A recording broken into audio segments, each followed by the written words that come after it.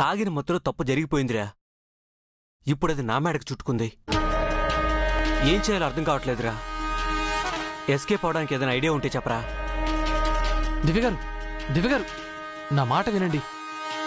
వాడు ఖచ్చితంగా తప్పు చేసుంటాడు. చేసిన తప్పుకి వాడికి శిక్ష పడాల్సిందే. తప్పు చేసుంటే శిక్ష పడాలి, కానీ నిరపరాధికి శిక్ష పడకూడదండి. వాడిపై మీకు అంత నమ్మకం ఏంటి? దీపుపై నమ్మకం కాదండి, ఆ మళ్ళీ వాళ్ళ అమ్మా నాన్నలపై అపనమ్మకం.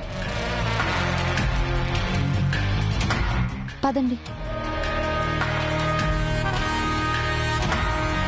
ఏమీ అర్థం కావట్లేదు. దీపు, సరే మామ, నేను మళ్ళీ కాల్ చేస్తాను. ఏంటిదిరా? నిజంగా నువ్వు తప్పు చేయలేదా? మా మామ మీద ఒట్టుదినా, నేనే తప్పు చేయలేదు. నువ్వు చేసావని ఆ మళ్ళీ వాళ్ళ అమ్మ నాన్న అంటున్నారు కదరా. వాళ్ళు అబద్ధం చెప్తున్నారన్నయ్య, కావాలనే నన్ను నిరికిస్తున్నారన్నయ్య.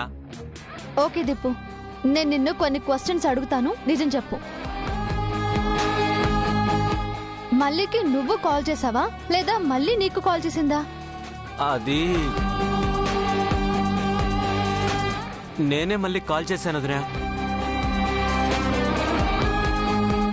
ఇంట్లో ఎవరూ లేరు, రమ్మని పిలిచాను. చెప్పానా తప్పు వీడిదే అని? వీడే విధవా. మీరు ఆగండి, అప్పుడు టైం ఎంత అవుతుంది? ఆఫ్టర్నూన్ 2 o'clock వదినా. అంత ఖచ్చితంగా ఎలా చెప్తున్నావు? నా కాల్ లిస్ట్ లో టైం రికార్డ్ అయి ఉంది. మళ్ళీ వచ్చాక ఎంతసేపటికి తన పేరెంట్స్ వచ్చారు? ఒక 15 minutesకి వచ్చారు వదినా. వాళ్ళ ఇల్లు ఎక్కడా? పటాన్ చెరువు అవతల బీరంగూడలో.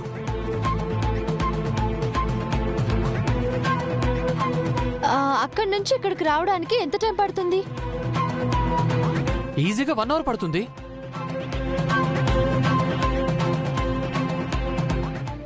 అంటే మళ్ళీ వచ్చాక దీపు తనతో మిస్బిహేవ్ చేస్తే మళ్ళీ తన పేరెంట్స్ కి ఇన్ఫార్మ్ చేసింది, అప్పుడు వాళ్ళు వచ్చారు. అవును వదినా.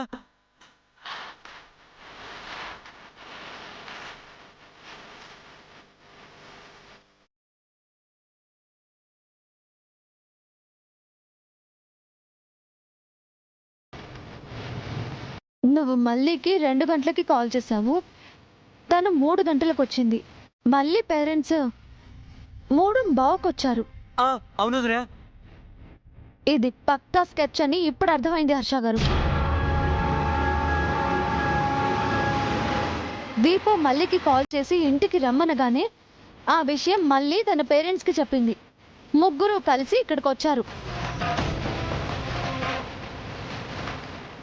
ముందుగా మల్లిని ఇంట్లోకి పంపించి దీపు మల్లితో మిస్బిహేవ్ చేశాడని ఫోన్ చేయించి వెంటనే వాళ్ళు వచ్చారు. అంటే దీపుని ట్రాక్ చెయ్యాలన్నదే వాళ్ళ ప్లాన్. కరెక్టేనండి. లేదంటే బీరంగూడ నుంచి ఇక్కడికి 1/2 గంటలో ఎలా వస్తారు? ఏదో పక్కనే ఉన్నట్టు వెంటనే వచ్చేశారు. మీరంటున్నట్టే ఇదంతా పక్కా ప్లాన్.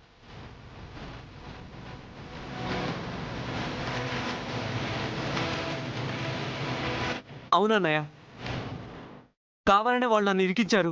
ఈ ఒక్క పాయింట్ చాలు వాళ్ళు పెట్టిన కేసు వీక్ అవ్వడానికి. కానీ ఆ 15 minutes వీడు మళ్ళీ నేను చేయకుండా ఉన్నాడా? ప్రామిస్ అన్నయ్య, నేనేం చేయలేదు. నాన్న మీద ఒట్టు. వాళ్ళ మీద వీళ్ళ మీద ఒట్టేయడం కాదు దీపు, ఫస్ట్ నువ్వు తిన్నగా ఉండాలి.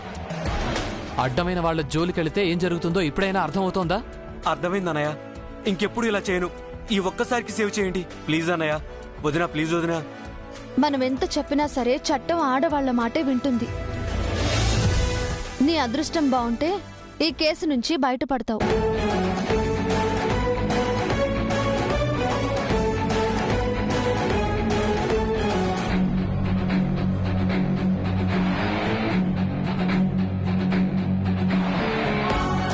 లేదంటే శిక్ష అనుభవించాలా వదినా? నా లైఫ్ వేస్ట్ అవుతుందా?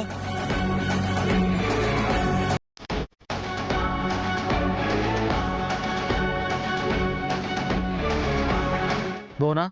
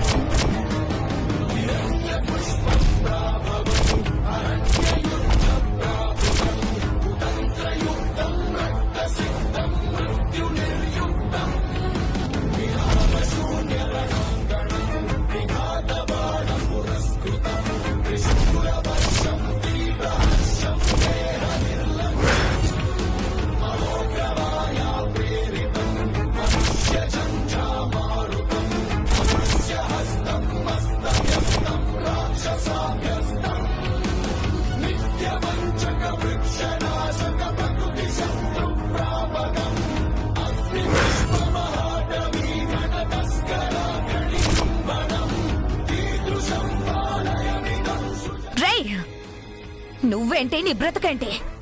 ఆయన ముందు కాలు మీద కాలేసుకొని కూర్చుంటావా? ఈ కాలు నాదే, ఈ కాలు నాదే. నా కాలు మీద నేను కాలేసుకుని కూర్చున్నాను. మీ ఆయన మీద ఏమైనా కాలేసానా?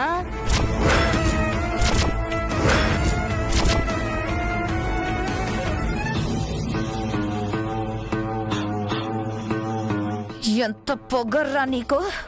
తిండి గతిలేని నువ్వు పిచ్చి కూతలకొస్తావా? భోనా వదిలేసి. వసుదేవుడు అంతటి వాడే గాడిద కళ్ళు పట్టుకున్నాడు. మనం వీళ్ళ ముందు తల దించుకోవాల్సి వచ్చింది. నిజాన్ని గ్రహించారు సార్. మీరు నిజంగా గ్రేటు. చూడు గురవయ్య, నేను మీకోసం ఎన్నో మెట్లు దిగాను. ఏం కావాలో చెప్పు. మేమేం అడిగినా ఇస్తారా సార్? మా ఆస్తులు అడుగుదామనుకుంటున్నావా ఏంటి? మీ ఆస్తులు మాకెందుకమ్మా?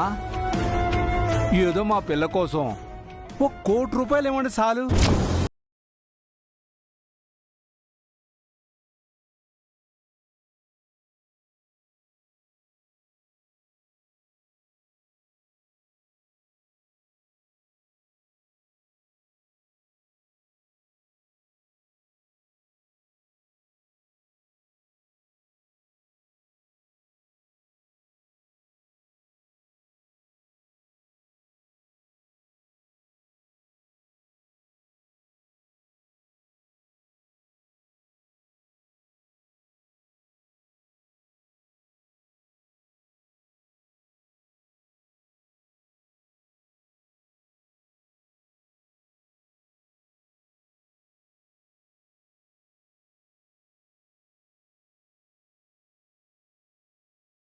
మా అమ్మగారింటికి పంపిస్తాం.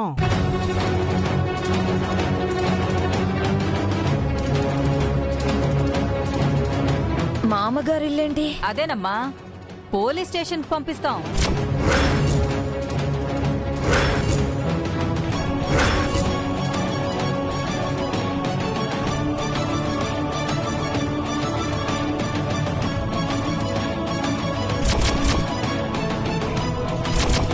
మా పిల్లని మీ పిల్లాడు బలవంతం చేశాడని కేసు పెడతాం.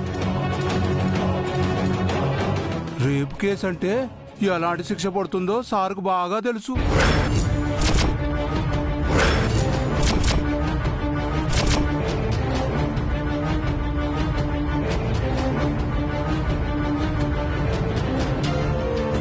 ఏంటి ప్రసాద్, ఈ ఊర కుక్కలు ఇంతలా అరుస్తుంటే ఏం మాట్లాడవేంటి?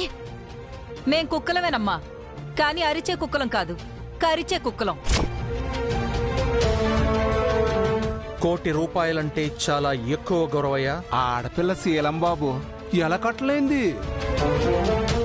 దాని శీలం పోయిందో లేదో తెలీదు.